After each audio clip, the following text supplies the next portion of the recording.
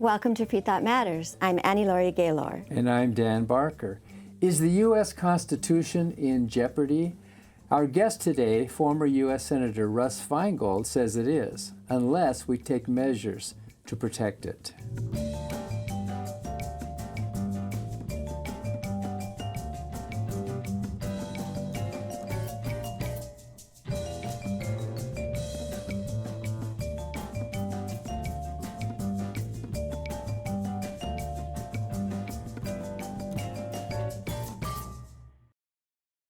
The Freedom From Religion Foundation, which produces Freethought Matters, is the nation's largest association of free thinkers. That's atheists, agnostics, and other non-believers.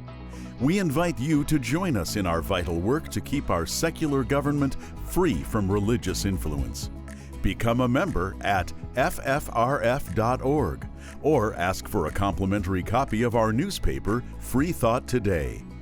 Freedom depends on freethinkers. Watch prior episodes of Freethought Matters on FFRF's YouTube channel.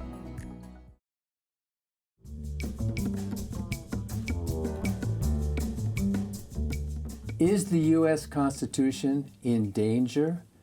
Our guest today, former U.S. Senator Russ Feingold, is author of the book, The Constitution in Jeopardy, an unprecedented effort to rewrite our fundamental law and what we can do about it, co-authored with attorney Peter Prindiville. His book warns about the dangers of a constitutional convention under a little-known provision in Article 5 of the Constitution.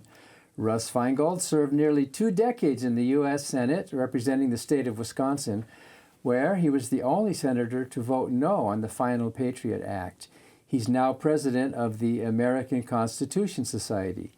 He's a recipient of the John F. Kennedy Profile and Courage Award and author of the best-selling book, While America Sleeps. So nice of you to join us today, Russ. Laurie, Dan, thank you. It's an honor to be here. Thank you. Very nice to have you. So before we get into the nuts and bolts of constitutional conventions and those threats, we're in the midst of a national convention where we're seeing a lot of dark money and out-of-control PACs. You were co-author of the McCain-Feingold Act of 2002. I wonder what your thoughts are about the current situation. A lot of the problems we're having with division in this country have to do with the Supreme Court's gutting of our campaign finance laws, in the 2010 decision. And so they didn't actually overturn McCain-Feingold. They did something much worse. They overturned the 1907 Tillman Act, which was signed by Theodore Roosevelt, a Republican president, that basically said that corporations couldn't directly contribute to campaigns. Well, what the court did is it went out and basically overturned that, and it unleashed this avalanche of dark money from the Citizens United decision. And so this was one of the worst decisions in the history of the United States Supreme Court, along with Dobbs and Bush v. Gore and a couple of others, and it has devastated our system. And, it's both sides. Of course, I'm concerned especially about some aspects of it on the right. But frankly, we got billionaires on the left who would like to spend enough money to control the political process. So our system is gutted, and I hope someday people can get together again like John and I did and try to rein it in. It needs to happen. Yeah, because the McCain-Feingold, that was 2002. That was true bipartisanship. What is bipartisanship like today? Very weak. It got worse and worse. When I was running for re-election in 2010, if you mentioned that a certain Republican, like Lindsey Graham at the time, was working with John Kerry on climate change, the audience in a Wisconsin conservative county would say, oh, he's just a rhino, a Republican in name only.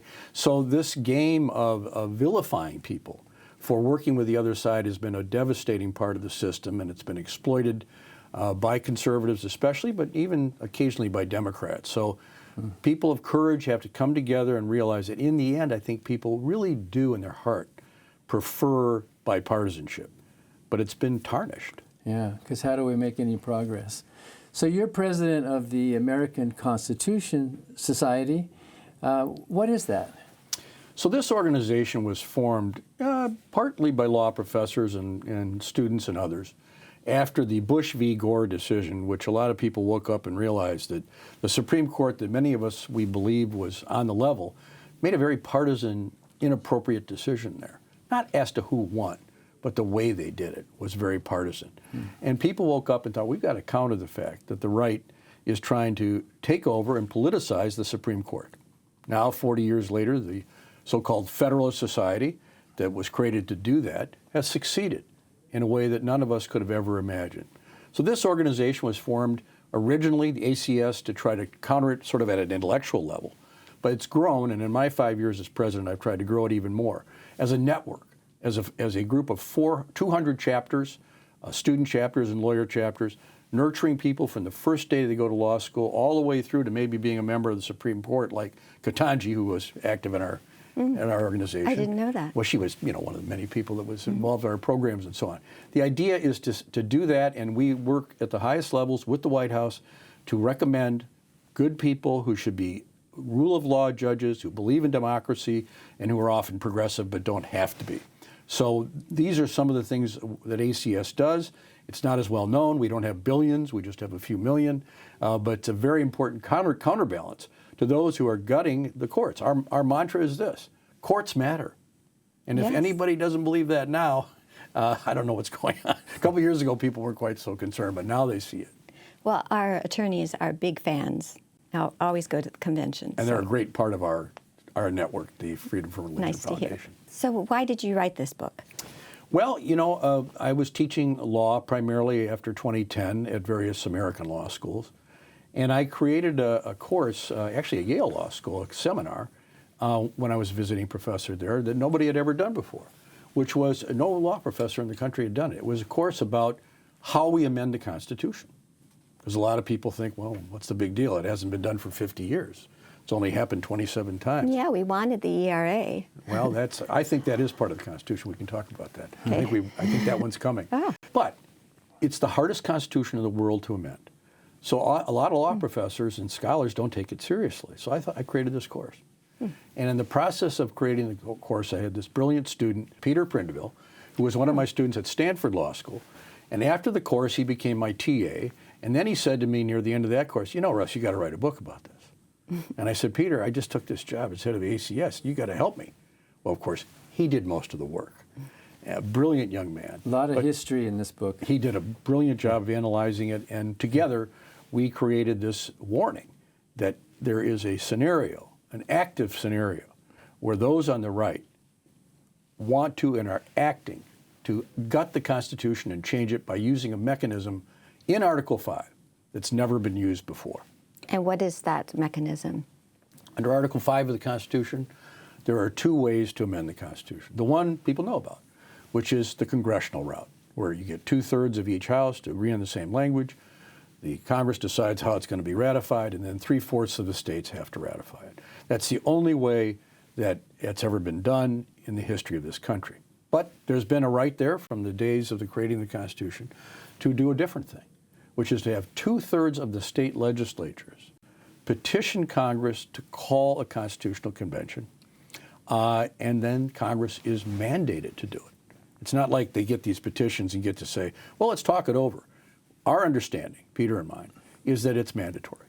So a group of people, particularly on the right, have figured out that they could get 2/3 of the states, and depending on how you count it, some say they have 16, some say they have 28, some they say they already have enough.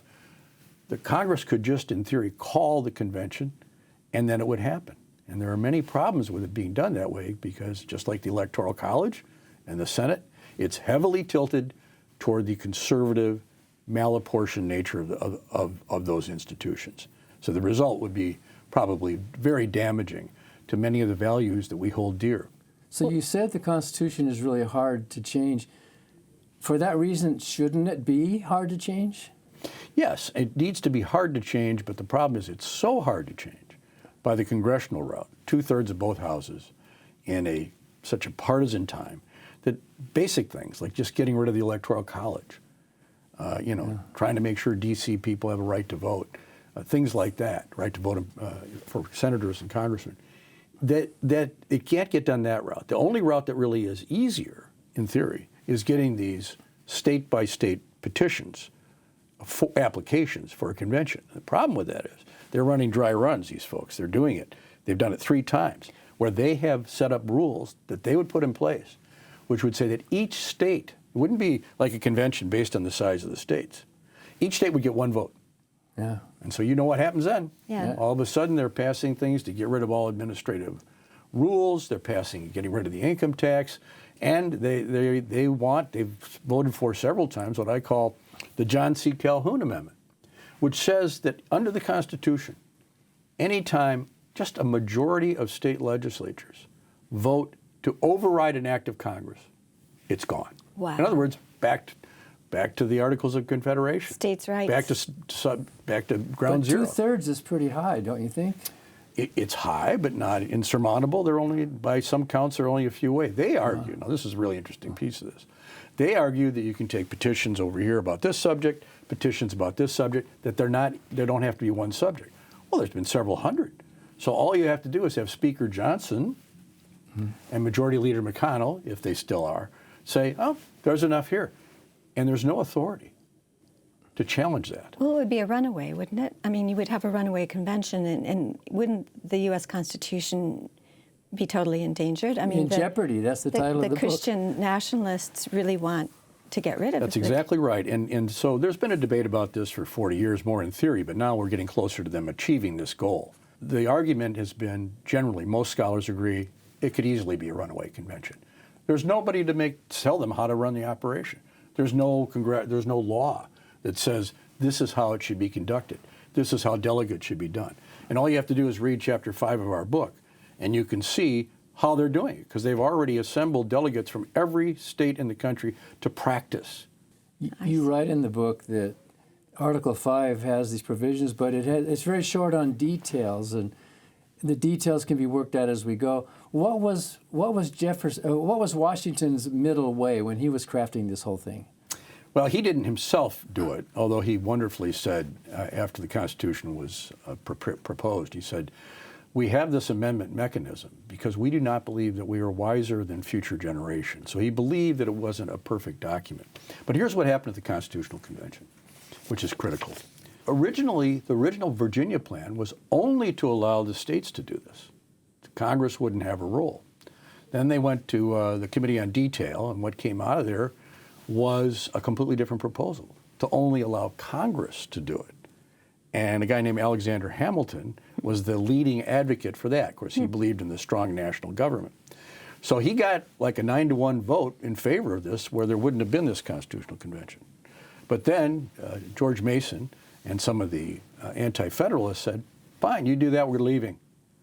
So at the last minute, on the last day, they threw in this, as you say, Dan, very unexplained provision, where James Madison actually said, there's really no information here about what's a quorum and how this works. And so it was just thrown in there. And I'm not saying it isn't right that there are two alternatives. It is legal.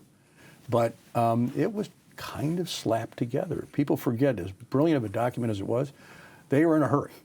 As Ben Franklin said at the time, if we don't hang together, we will surely hang alone. So in a way, this was in some way sloppy. And so there's no real rules. At least I like the fact that Washington admitted that future generations might be wiser. That's not what some people on the Supreme Court think. That's exactly right. Where they're treating the Constitution as if it's like the Bible, that has to be treated literally. I've not gotten this by any of these big law professors, but this is my belief. The founders of our country were not originalists. No, That's what you just said. Exactly. They weren't like, we have all the wisdom, we're going to do this. In fact, this was the first constitution in human history. It was amendable. Really? So they knew that had a formal amendment. They knew that future generations would be wiser. And yes, this generation is much wiser. These generations are much wiser about what the world should be like in the 21st century than they were, and they would admit that. I always like to kid around and say, you know, the founders did a lot of good things, but they were very weak on climate change.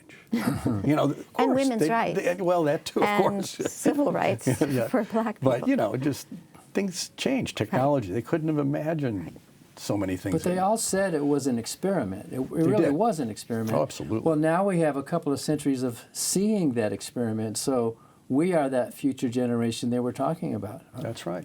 Well, we're talking with former Senator Russ Feingold about threats to the Constitution. And when we come back, Senator Russ, we want to ask you about possible solutions.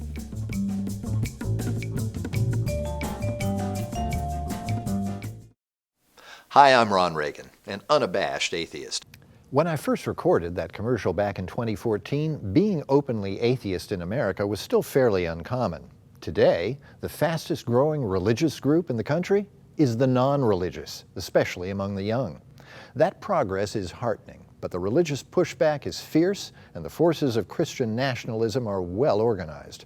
Our progress won't continue unless we work together so that reason and our secular constitution will prevail. That's why I'm asking you to join the Freedom from Religion Foundation, the nation's largest and most effective association of atheists and agnostics working to keep state and church separate, just like our founders intended. Please join the Freedom from Religion Foundation today. Ron Reagan, lifelong atheist, not afraid of burning in hell. My name's Jarvis, and I'm an out-of-the-closet atheist. There are many reasons why I'm an atheist, but I'll start with the crudest explanation. I'm sure many of you have seen Clash of the Titans or The Immortals or 300, these blockbuster films about ancient Greek or Roman religion, which we now call mythology. But back then it wasn't mythology. It was very real for them. They genuinely believed that you had to put a coin in a person's mouth before they were buried so that they could pay for the literal ferry to the afterlife. Just as many people today believe that they should eat crackers and wine on a Sunday, or that God wants women to hide their bodies under black burqas. Every religion that has ever existed, and there are many, have all believed that they were right, that their rituals and rules and beliefs were 100% correct, and they all thought they nailed it. But where are they today? If they're not completely forgotten, they're on the silver screen, amusing us with their sword fights, animal sacrifices, and oracles. The religions of today are the entertainment of tomorrow. Everyone, I hope, is an atheist about Zeus and Apollo, Juno and Poseidon. I just added Jesus and Muhammad to that list.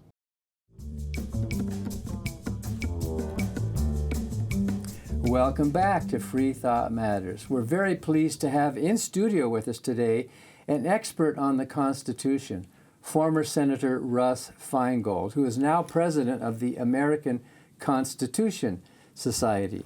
So you were mentioning the dangers of a constitutional convention. Who are the people that are calling for that right now? Well, you would probably recognize their names or their affiliations. These are the same people that have put up the money for the attack on the Supreme Court that's occurred over the years, all the Mercers and the Koch brothers and people like that. Mm-hmm. They've created organizations that they fund to help advise people through ALEC and other organizations to try to convince legislatures to do this. Billions of dollars are behind it, and you'll recognize some of the people that work with them. A guy named Scott Walker, former governor of Wisconsin. Rick Santorum is a big former Pennsylvania right-wing senator. This is a fantasy land of the right, that if they can't win elections, what they want to do is to use this mechanism to essentially, in my view, put in the Constitution white supremacy, which, as it was, or to re-up white supremacy in the Constitution, which already exists. So this is a dangerous group of people. Many of the same people, the theoreticians behind it, are the people that were behind January 6th. Some of the legal advocates there, some of whom are being charged now for what happened there. The same people are the people that advise them at these conventions as are behind this. So we shouldn't fool ourselves. This isn't some independent grassroots thing. This is driven by the very far right billionaires in this country that don't like to pay any taxes. Is the Federalist Society involved? Not directly, and it's an interesting question. There's some overlap, but there's some criticism by the right of the Federalist Society for not being aggressive enough. Wow. But they are on the judges, but I think there's a division within their ranks about this. So our group is very interested in the First Amendment, state-church separation. What do you think might happen to that principle? Well, I have no doubt that they would take the opportunity to do exactly what Laurie said they would do, which is they would gut the principle of separation of church and state. I started hearing at my town meetings in Wisconsin 25 years ago, it doesn't say anywhere in the First Amendment that there's a separation of church and state. Now, that's true. But the idea that somehow a provision that says there shall be no establishment of religion doesn't mean the same thing is absurd to many of us. Nonetheless, this is what they believe. So what they would do, I'm almost certain, is make it explicit. They would make it clear that there's no separation of church and state and use language to that effect. This movement is not only heavily infused with right-wing money, but heavily infused with pro-gun money, heavily infused with Christian nationalism money. So they all are very interested. Of course, school prayer, they think it's horrific that there's a prohibition on aspects of school prayer. The Supreme Court is already devastating that. But they would go whole hog, and they would put it in the Constitution in a way that we would become more like a theocracy than a democracy. Yeah. And of course, the U.S. Constitution was first in the world in history, not to mention a deity, and it gives sovereignty to we the people. So what would happen to that preamble and that concept, do you think? I don't know if they'd try to change the preamble because it has less legal significance. They might add to it. They might put in the name of God or whatever they might. Sure, they could. Yeah. But, you know, they might take it in steps. But I'm pretty sure that elements of this coalition would demand an attack on freedom from religion or freedom of religion. Are there any current legislatures that have passed, I mean, aren't there a number that have passed Constitutional Convention provisions? Oh, many. So are we very close to that? It depends on how it's counted. If you count the ones that just passed, ones that called for a balanced budget amendment, it's very close. It's like 33 or 34. If you count ones that have a combination of things, like this coalition, it's fewer. But what they argue is, I've heard Santorum say this, is you can take one over here that has to do with the balanced budget amendment, and you can take a pre-Civil War resolution to get rid of slavery, which of course already happened, and you can count that. Wow. So my point here, and this is hard for people to grasp, but it's true. It's not at all clear. So the president has no authority here, and the Supreme Court probably doesn't have any authority. It's probably entirely up to the House and Senate to call the convention. They're required to do it. And so the situation could lead to a constitutional crisis. And we need 37 states to They need 34 to call the convention. 34? Yeah. 38 to ratify whatever would come out. I see. But 34 to call. You have a chapter in your book that's titled Counting to 34, Constitutional Mathematics and Its Dangerous Flaws. What are those flaws? There's no instruction about how to count. Does it have to be all on the same subject? Apparently not. Can it be related subjects? Is there a time frame during which it's no longer valid? Can they be rescinded? Our view, ACS and the coalition that's fighting this, believe that states can rescind these, and they have. Illinois rescinded all of theirs. New York's in the process of doing theirs. I think Oregon did it last year. So that is one of the things people can do, is they can reduce the number of states that have asked for conventions by having that rescinded. And so that's a big part of the activism that's going on in this. So we want to talk about some hope here, but before that, you mentioned that you think we do have an Equal Rights Amendment. Can you elaborate? Yeah, so that's different than this convention route. The Equal Rights Amendment came through the traditional route. It's my view, and this came out of my course as well, where I think we helped lead the charge on this. It's my view that when 3 more states were added recently, finishing with Virginia, that 38 states have now ratified it. And that means that's enough. That's 38. But there was a time limit. Time limit is probably not constitutional. And that we have convinced the American Bar Association just put out a statement saying it's not in the Constitution to have a time limit. See, the time limit wasn't in the amendment. The time limit was in the preamble. So when the states voted on the amendment, they weren't voting for a time limit. And so we believe there's no validity to that. In fact, ACS may well simply print a copy of the Constitution with the 28th Amendment. That would be the Equal Rights Amendment. What can we do about it to make it official then? Well, we want the president to order the archivist to publish it. Like a writ of mandamus. This is the law. This is exactly what it is, and as is the convention thing. It is like a writ of mandamus, and it's the law. The archivist doesn't have discretion. The archivist can't say, I don't really like this amendment. But there's problems with the Office of Legal Counsel under Donald Trump saying, well, no, you can't do this. But we're pressing it, this coalition. Here I'm working with the ERA coalition. And we would very much like this president or the next president to simply publish it. I'm sure the right and others would challenge it in the Supreme Court. Might not go well there, but in my view is even if they say no, it's still alive. If they say it hasn't been ratified properly, well, you can keep trying to ratify it. But it's time to press the issue because Lord knows it's 100 years overdue. So we only have a couple minutes left. How about some hope, some solutions? What can we do? Well, everybody has to wait till the election, and I know this will probably play after the election, but depending on what happens, assess what the situation is. What is the mixture of power in Washington? Regardless, though, the first thing is to prevent them from getting 34 petitions that can validly, or applications counted. And that means working with our coalition that we have with many groups to either stop applications in states like Montana or wherever it might be, or get them rescinded in places where it's been done. So it's preventing the dangerous right-wing convention. But the other thing is we've got to change Article 5 of the Constitution. And that, I mean, it's a straitjacket.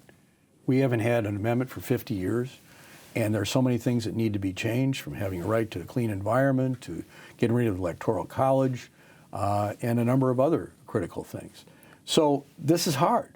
And we'd have to do it by route of the Congress, because if you did it by convention, you'd have the runaway convention problem.